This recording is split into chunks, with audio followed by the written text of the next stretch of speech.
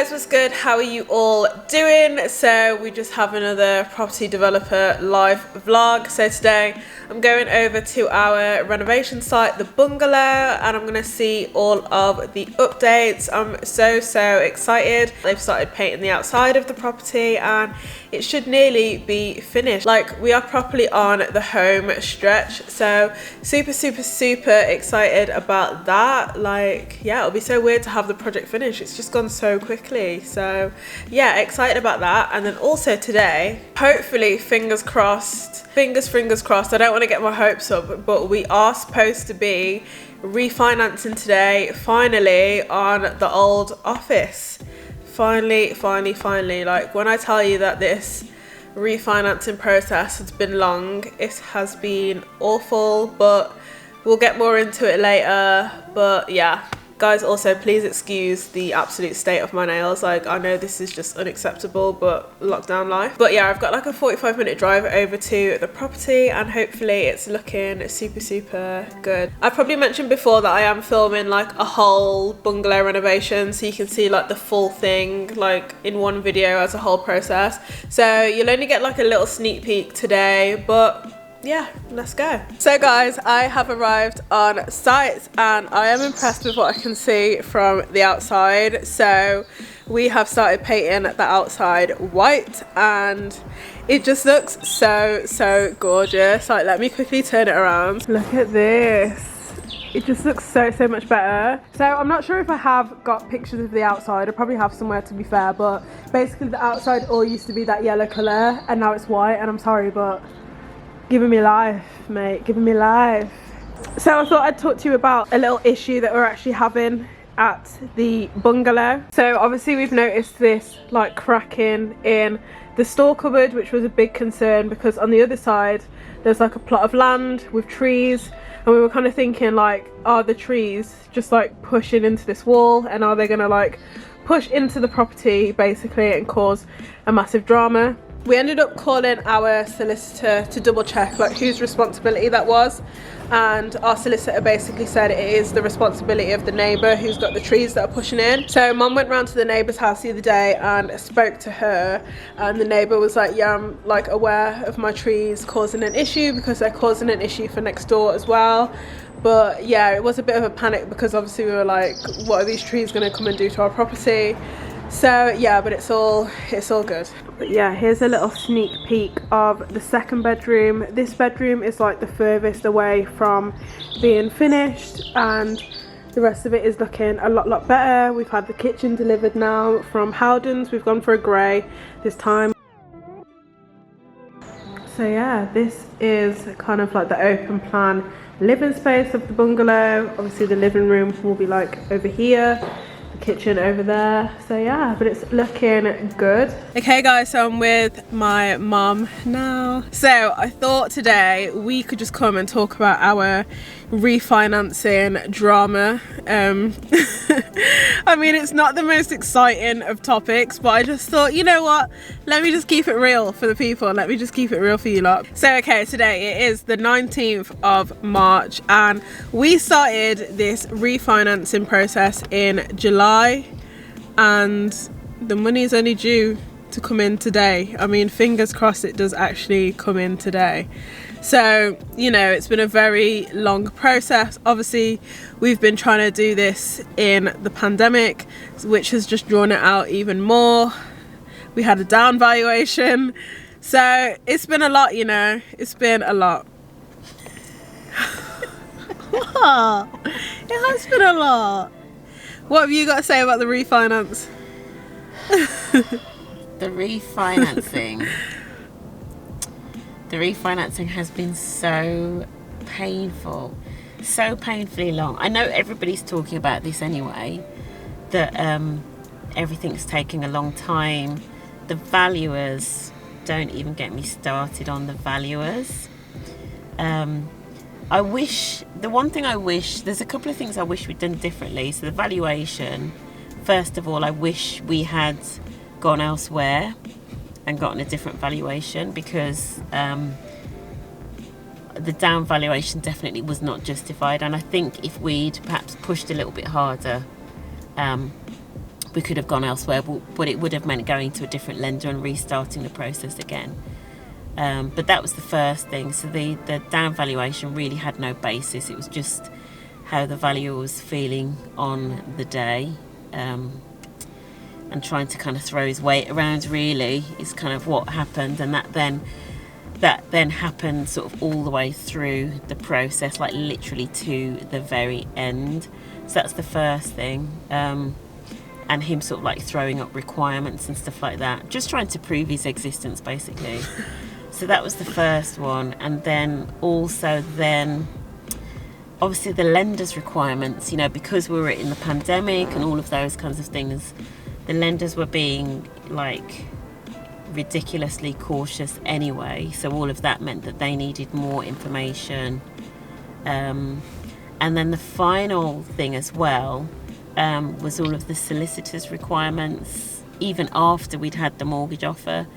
Some of that is down to the lender's requirements of the solicitor. So I think we've got a lender who is particularly slow and particularly fussy, and then you put that on top of a valuer that's trying to justify their existence, and it's been a nightmare. It's been one of the most frustrating parts of this particular project, to be honest. Yeah. And I'm so glad that we won't be using them again. I'm just going to say it. Name and shame. No, I'm joking. No, I was going to say, that valuer, haven't they got quite a bad rep? Those valuers, a lot of people don't like those valuers, and I'm not going to say who it is. I was going to say, I'm not going to say who they are, those valuers, but yeah, they're not particularly well liked, I think, amongst the sort of property investor community. Yeah, I think it's one of those where if you know, you know. Do you know what I mean? Yeah.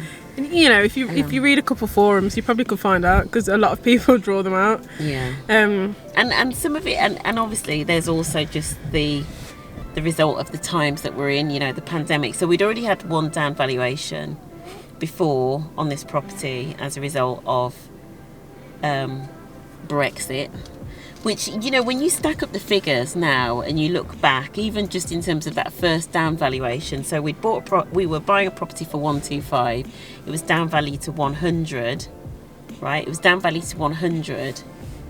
We've spent 100 on it, and we've come up with an uplift that's another 100, right?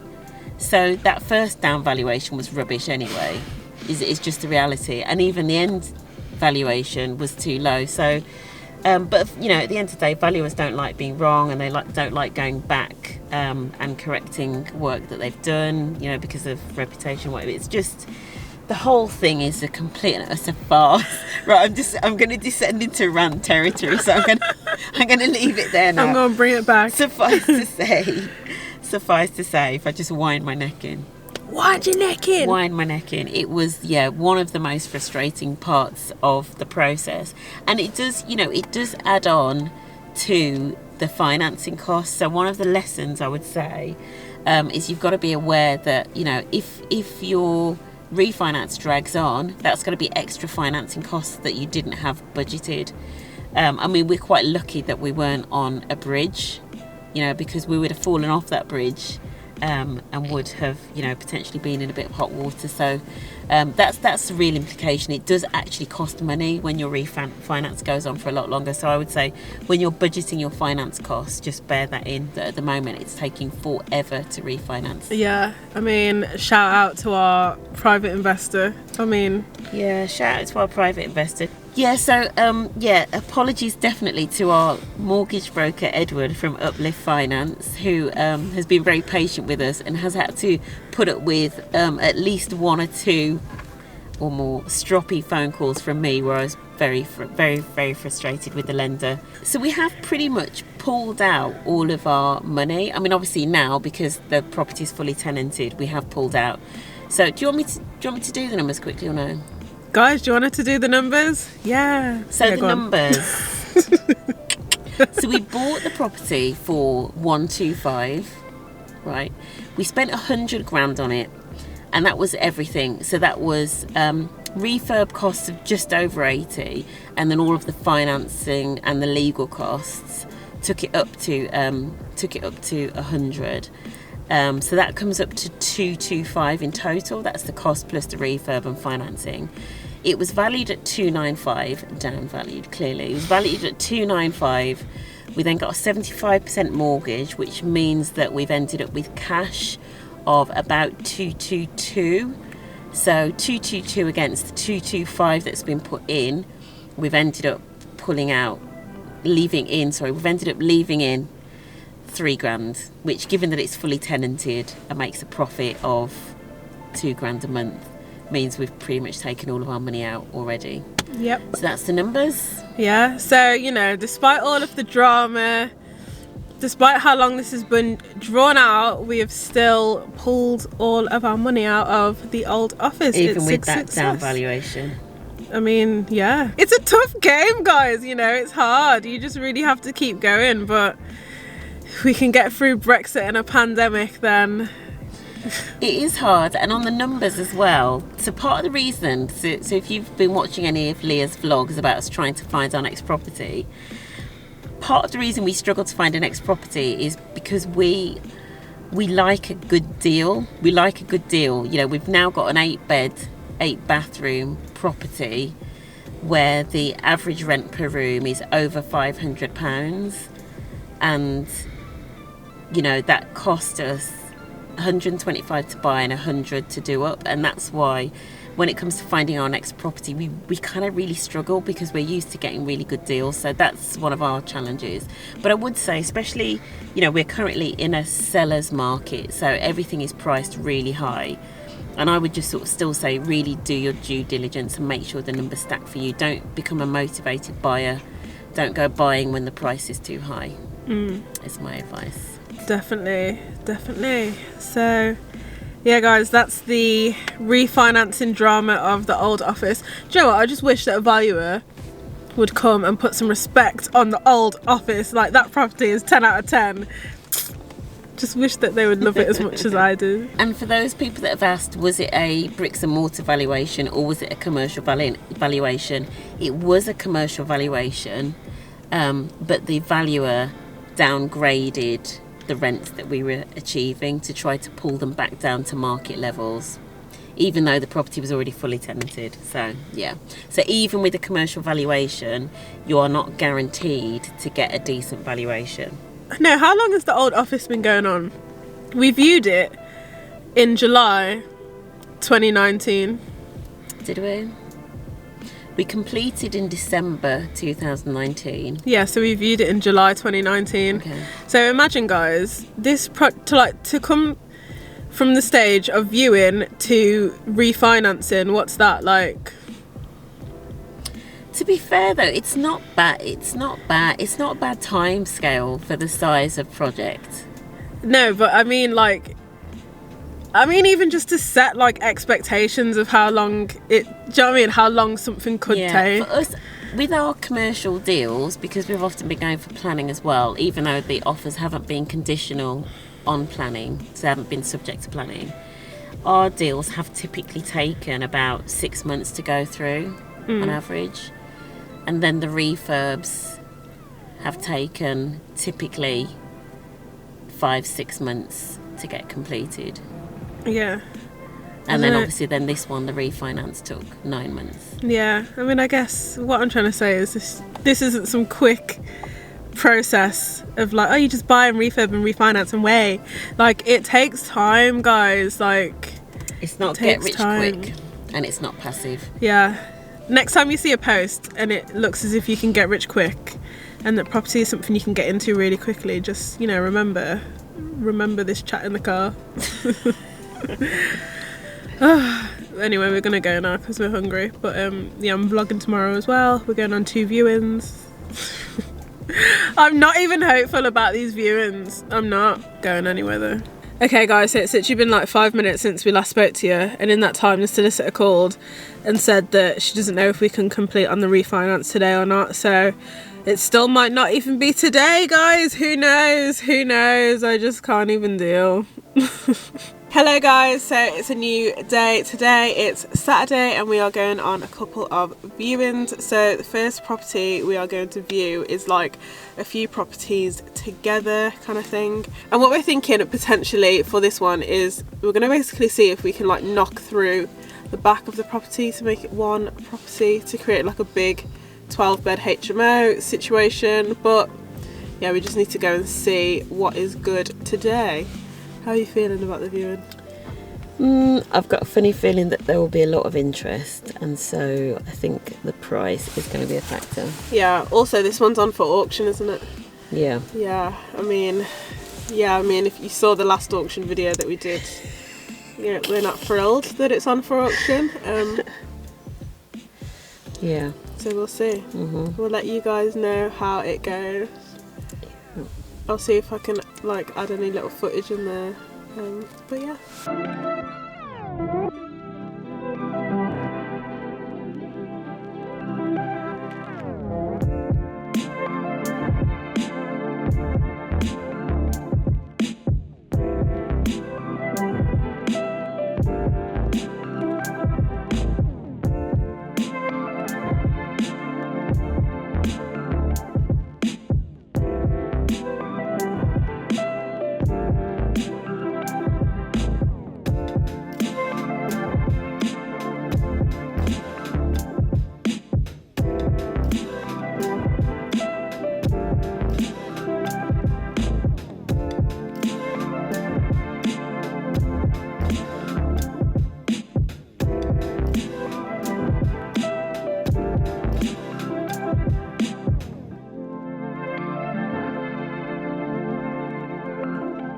Okay, so we've just had the viewing. What did you think of it? Do you know what? I feel like I always say the same thing. It's got potential. Yeah, it It's does. definitely got potential. Yeah, obviously there's like a couple of challenges. Yeah, The parking was a big one because I mean this is just like a small residential street, so yeah, parking would be a big issue. We kind of couldn't work out or work around it as well. We were kind of thinking like, oh, could we knock through here and do this, and we couldn't, like we just couldn't. So Yeah. that was difficult. And the question on the parking, which we don't know yet for this area, is what the parking standards are. So what we mean by that is if you're a certain distance from the town centre, you don't have to have as much parking because you're close to the centre, and we're not sure what that is for this area. So we kind of need to find out, because then that will help us figure out whether we would be likely to get it through planning. Yeah. When is the auction for this? I can't They even remember. said. I think it might be the 31st of March. I think it's quite soon. Yeah, and also I think in terms of the numbers, I don't think we want to pay much above the guide price, and I've got a funny feeling that they've got quite a lot of interest. In this Yeah. economy. Yes. We'll have to see. But I do think, because you said as well about it working as a flip, Yeah. which I do think it, because that would Could just work as a like flip. that would help with the parking issues, because we wouldn't have to worry about the parking. Yeah. because It's a good street. It's a nice little area Yeah, it's really quiet. to do a quite, a flip. Yeah, so I don't know. This one's kind of like 50-50. I do really like it, and if it could work, it would work really well and it would be good. But I don't know. Do you know what I mean? Yeah. Watch this space, guys. Cool. Okay, so our next viewing is actually in an hour, so we're just What gonna we're viewing next? we're viewing a 6-bed. What? Yeah, we're viewing a 6-bed property. It's the one next to the pub that we viewed the other day. Is it only 6 bed? I thought it was like 8 bed. No, it's 6. Are you sure? Let me check. I swear it's 6. I'm sure it's more, because it's like it's a B&B, isn't it? I think Leah could tell by my face that I'm thinking, we're viewing a 6 bed. Okay, I was wrong. I was How wrong. many It's beds is 8. it? It's 8. It's because they were marketing that one as a 6-bed, So I was thinking, oh, I don't know which one's the 6, which is the... It's 8, which is good. And it's next door to one that we've already viewed. Be interesting to try and understand the parking situation a bit more and have a look at the back. That's actually what I'm quite interested to see. To see what the parking situation is for out the back. This is one of the biggest considerations when it comes to HMOs. If your strategy is HMOs, parking is always an issue. So the one property that we went to see that's next door, when we looked, the vendor has put a planning application in, and Highways have raised an objection because of the parking. So obviously we're quite keen to see how that turns out, but also when we go and have another look, we're going to see whether we can see any alternative options that mean it would get through planning. Yeah, but I guess if like the one next door, if they've already, do you know what I mean? It would just be interesting to see what the result is, because obviously if they say no to parking next door, like there's no extra parking. Yeah. I want to see whether there's like any other access to the back, because apparently there used to be some access to the back, so that's what I'm quite interested in. Yeah, but yeah, parking is a biggie for HMOs and planning. So yeah, it's a big thing to think about. Yeah. Okay. Cool. See you later, guys. Okay, guys, so we have just viewed the 8-bed property, and wow. It was so big, like way bigger than I thought it was going to be, because it is a little bit on the pricey side. So it's like, how can it be that much? But it does have so much space, like so much more than I ever would have thought. It has a big extension at the back as well, so literally there is so much potential. That one has pleasantly surprised me.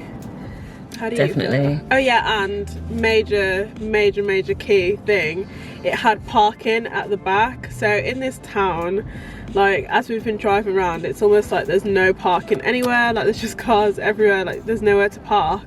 So there is like a big lot of like parking space at the back, which was so good. So yeah, this one is, I'm keen on this one. The only thing is literally, it is still a little bit pricey. It is pricey, but the area means that I think the value will stack up, and I also think the rentals will stack up as well, but we do have to do a little bit of work on the rentals to get a better understanding of that. Yeah, most definitely. But it's very close to the town centre, it's close to the station, and it's close to, there is also a hospital quite nearby, so it ticks a lot of boxes. The parking is a massive tick. Yeah, that's a big massive tick. Yeah, no, it's really good. Has a lot of potential. Yeah, I'm keen on that one. I am keen on that one. And the building has a lot of character and a lot of period features, which we love. Yeah, like I was looking at the tiles and I was like, oh, you could just paint them black and white. You wouldn't want to paint them. It's like original floor tiles. No, like really nice. Yeah. No, it's been good. It's been a good viewing. Also, a little update on the refinancing. We didn't refinance yesterday. They never completed it. So yeah, we'll just wait till hopefully Monday. We're mid completion, which this has never happened before in all of the stuff that we've bought, whether privately or through the business or whatever. So the funds left the lender and are stuck with the solicitor because they're still waiting for bits of paperwork from the other solicitor. So never had this happen before, but and obviously a lot of completions do happen on a Friday, so the funds have left the lender but are stuck with the solicitor, and hopefully will come through on the Monday. You couldn't make it up, you really couldn't. Yeah, hopefully that'll be the end of our refinancing saga. Yeah, I'll be opening some champagne once it's finished because we need it. Okay guys, so that is it for this vlog. I hope you enjoyed it. Make sure you subscribe and give this video a big thumbs up. I'd really appreciate it. And I will see you next time. Bye. Ciao.